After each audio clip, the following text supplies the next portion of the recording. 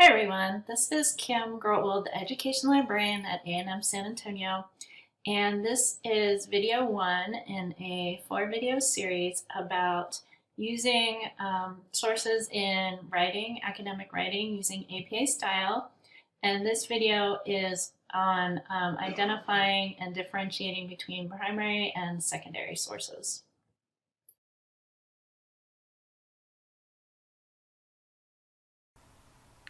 So we're going to take a quick look at this sample scholarly journal article just to get an idea of what I'm talking about when I am talking about primary versus secondary sources in relation to citation.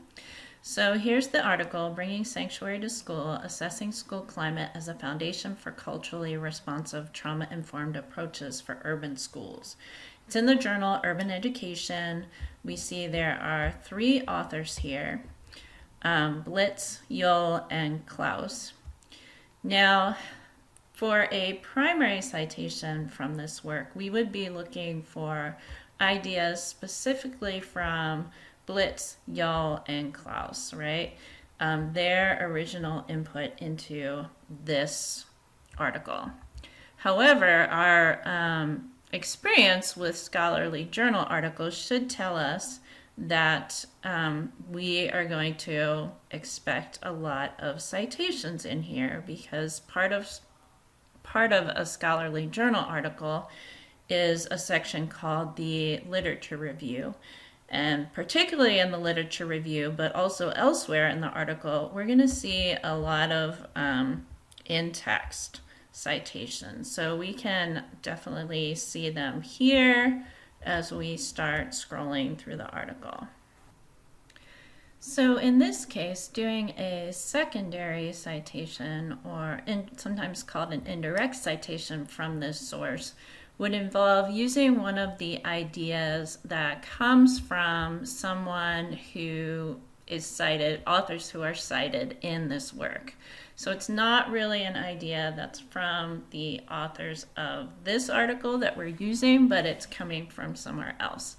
And in a future video, we'll look more at differentiating ideas according to primary and secondary. Here we are looking at a resource from the APA Style blog. The APA Style blog is directly affiliated with APA, with the American Psychological Association. So one nice thing about the 7th edition of the APA Style manual is that the APA has provided significant support materials online. This section talks about secondary sources and indicates 2 important practices. Cite secondary sources sparingly, for instance, when the original work is out of print, unavailable, or available only in a language that you do not understand. And if possible, as a matter of good scholarly practice, find the primary source, read it, and cite it directly rather than citing a secondary source. So why use and cite primarily primary sources in academic writing? Let's take an oversimplified example.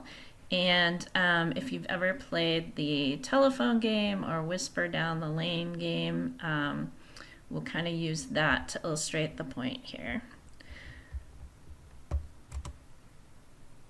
So our first person may make a statement, I think Marco is rather shy. If you've played the game, it means that she says this to the next person in line, who then passes the message further. I think Marco is a rather quiet guy. So by the time we get from the original expression of the idea to the end of the line, or you could think of it as the secondary source here, the message could be quite different because of the multiple levels of interpretation. There are a couple of other reasons for using and citing primary sources when you're doing academic writing. Especially if you are a graduate student, you're going to be expected to be familiar with certain influential works in your area of study or field. So that's one reason. And just as you encounter more of these important resources, important primary sources, that's going to build your credibility as a scholar as well. A final summary is that you're going to want to use and cite primary sources as much as possible in your academic writing. And 3 reasons for this are to avoid relying completely on another scholar's interpretation of an idea, to familiarize yourself with important works in your area of study, and to build your own credibility as a scholar and researcher.